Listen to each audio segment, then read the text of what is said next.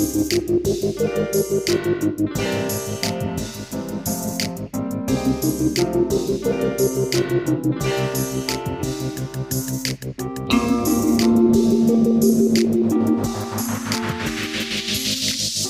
to the Mukilteo Football Show. My name is Miles. The Washington Commanders defeat the Atlanta Falcons 30-24 in a great penultimate Sunday Night Football of the season and final Sunday Night Football of the calendar year 2024. Falcons, started hot. They were really rolling early, largely, running back Bijan Robinson got the 2 touchdowns. There, you got Tirico and Collinsworth talking about him, in a season of Barkley and Saquan Barkley and Derrick Henry. It's like, hey, my name's Bijan Robinson. I'm a second-year player, got 1,700 yards and 13 touchdowns over here. That was the story at first, and the Commanders just kind of penalized themselves. They had a good first drive, but they were just shaky. Maybe, just a little bit off of a lull from their kind of up and down winter here that they've had. And Michael Penix, of course, making his start for the Falcons. Few nice throws, few errant throws. Even in the first half when the Falcons were winning, it still looked to me like what you would expect from a talented rookie quarterback in week 2 of the NFL season. Because that's what it is, right? Except for that it's week 17 Sunday Night Football and the Falcons are playing to control their own destiny in the division race. And they ultimately failed with this second start quarterback. Not that it was his fault.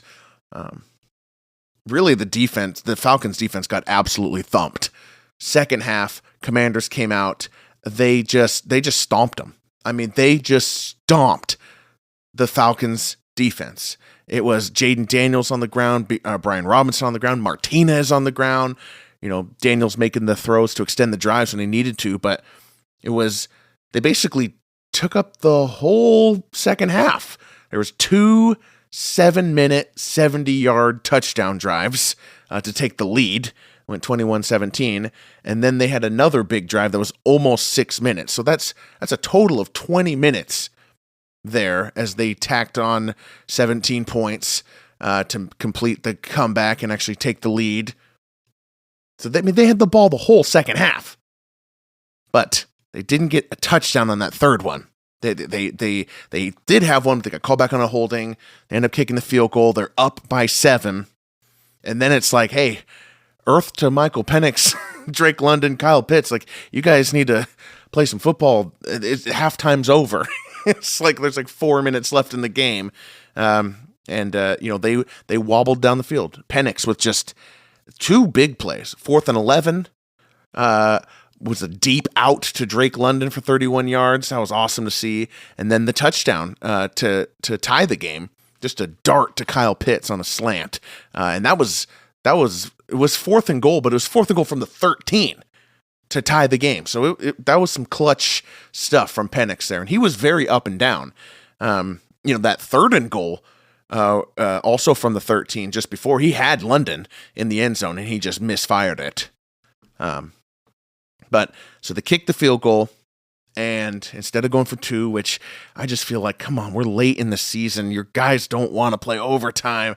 It's just, I don't know. Just go for 2, man. Washington gets the ball in overtime. Was this right off the coin toss? Now I can't even remember. It just happened. But that final overtime drive for the Commanders, a couple of good Zach Ertz catches, including the touchdown that won the game.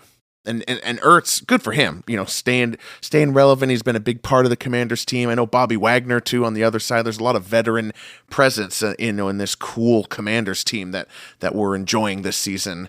But Zach Ertz especially, there's just like this I am not dropping this ball, like the willpower, including the touchdown. So pretty good Sunday night. Commanders win it. They clinch a playoff berth. The Falcons now have to hope the Bucs lose to the Saints while they need to take care of business against the Panthers.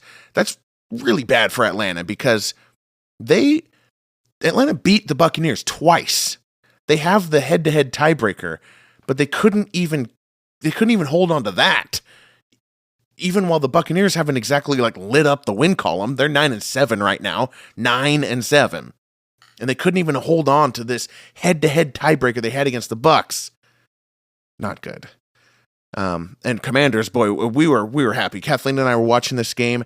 I don't know if I've said this on the podcast yet. I think I've mentioned it a couple times in the shows with Kirk, but Kathleen has a $50 futures bet on the Commanders that she put down on August 24th, which was our 10th wedding anniversary. It's like plus 12,500. It's a huge payout. It's $50. The payout's like $6,300. It's crazy.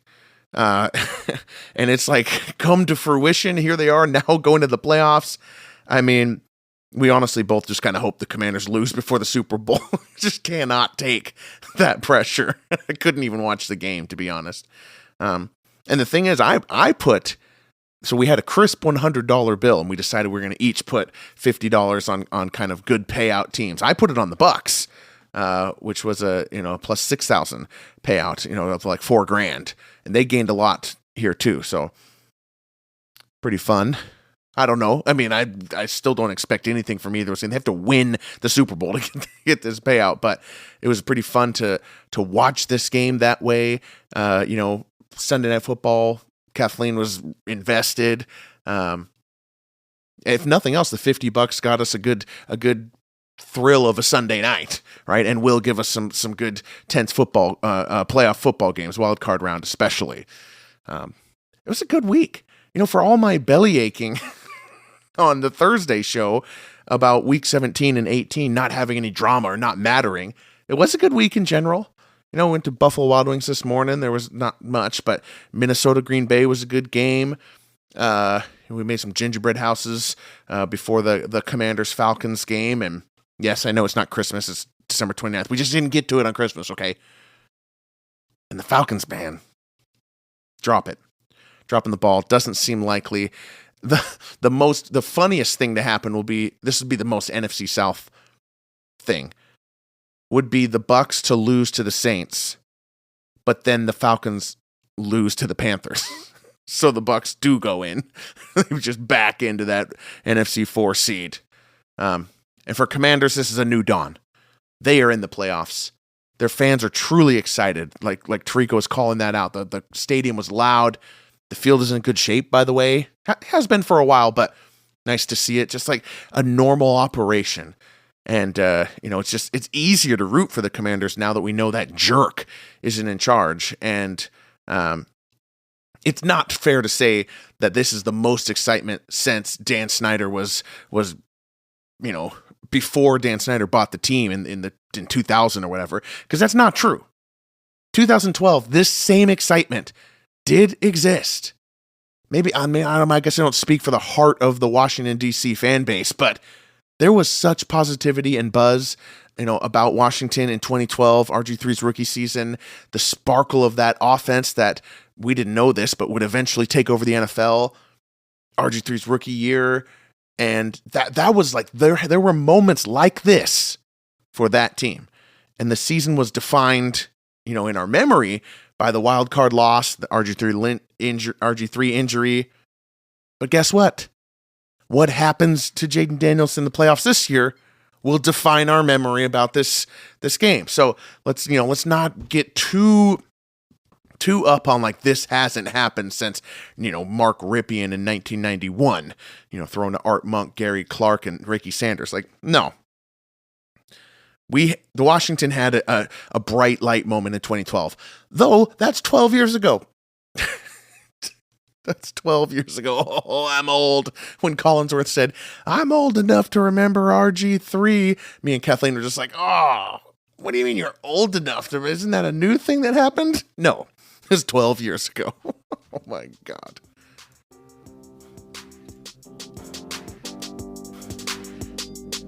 All right, Mukilteo Football Show. The show is football, everything NFL history, legacy, ups and downs of a season. Follow us on Apple, Spotify, YouTube, wherever you get your podcasts.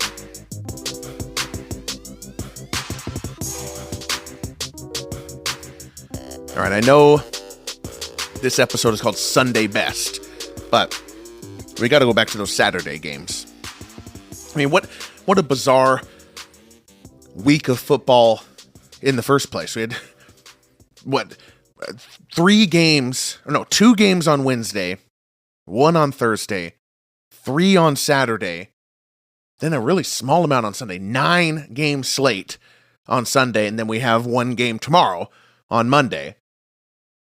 I mean, across 5 days, it had to be fun for fantasy football, or maybe not fun for fantasy football championship weekend, but hey, I mean, I'm off work. I'm happy to any football. Put the football on, baby.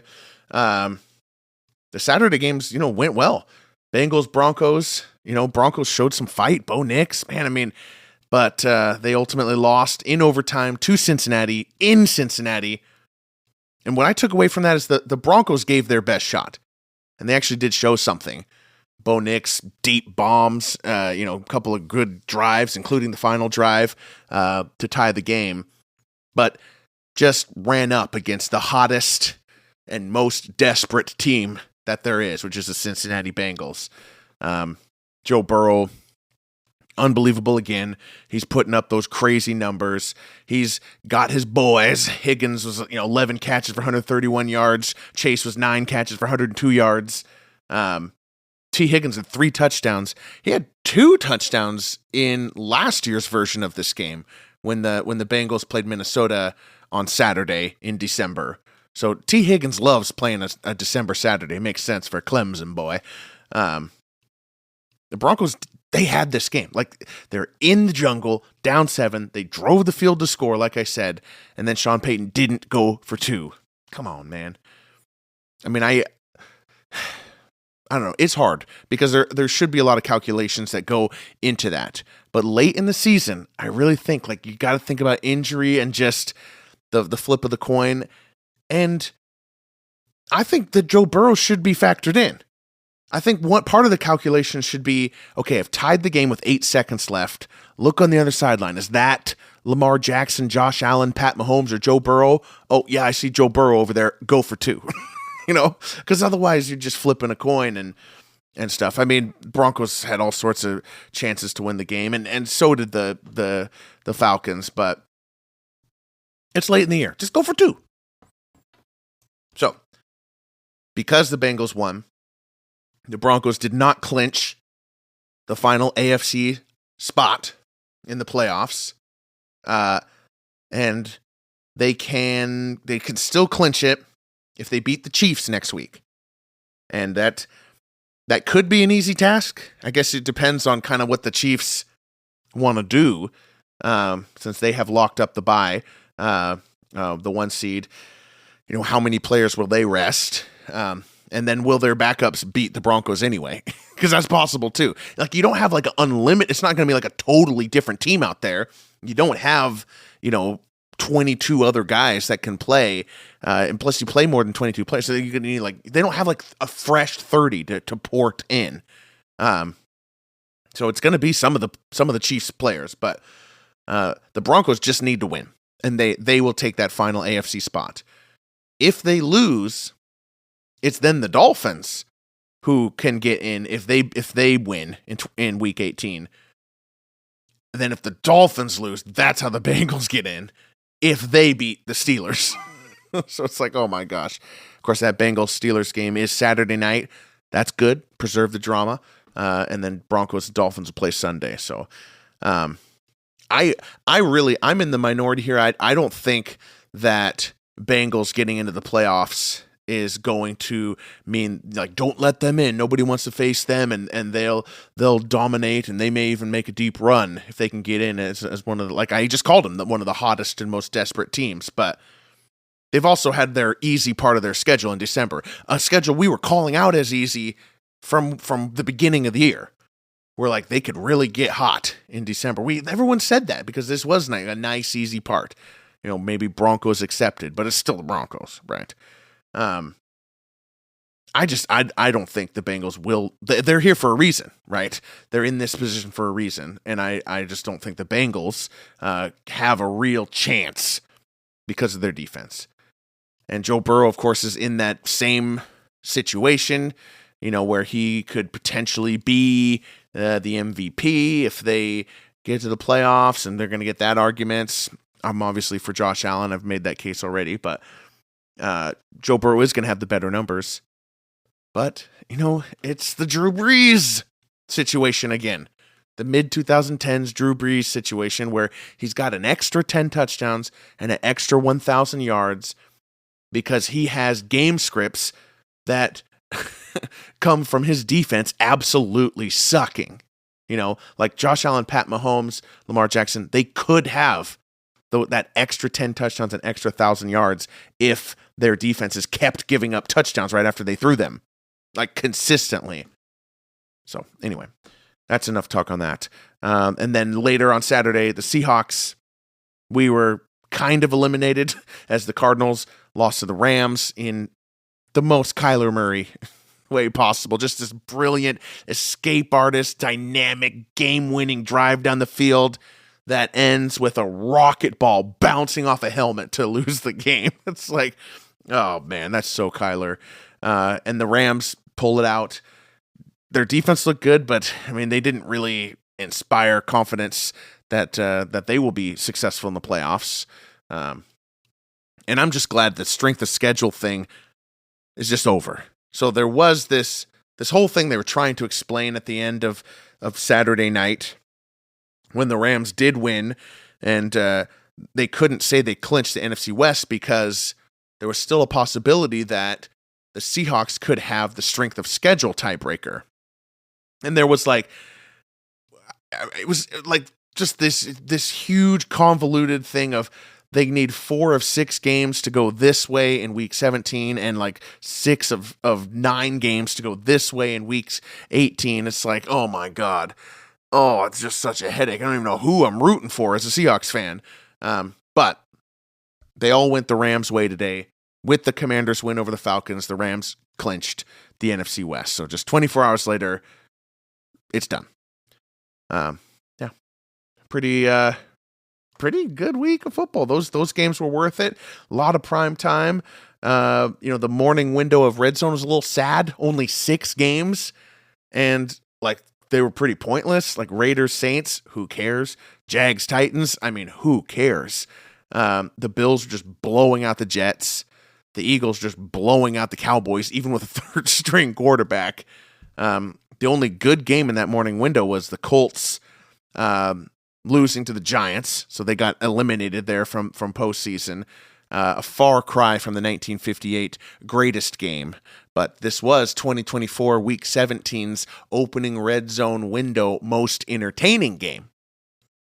Doesn't have quite the same ring for a title, but it's still good.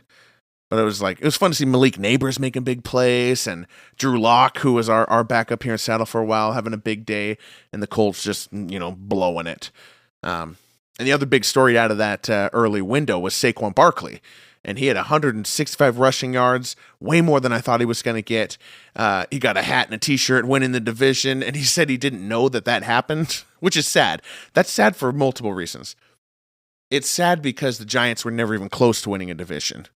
But they were so not close that they weren't even really paying attention at the end of the year. They had been eliminated for so long that Saquon's not even aware that that these division battles are happening later in the season. He's already checked out usually by this time. That's how I took that. Meanwhile, A.J. Brown called it low-hanging fruit. So, but Saquon got 167 yards, cracked the 2,000 rushing yard mark in his 16th game. And he now has a real shot at the record against the Giants next week. But will they go for it? That's going to be interesting.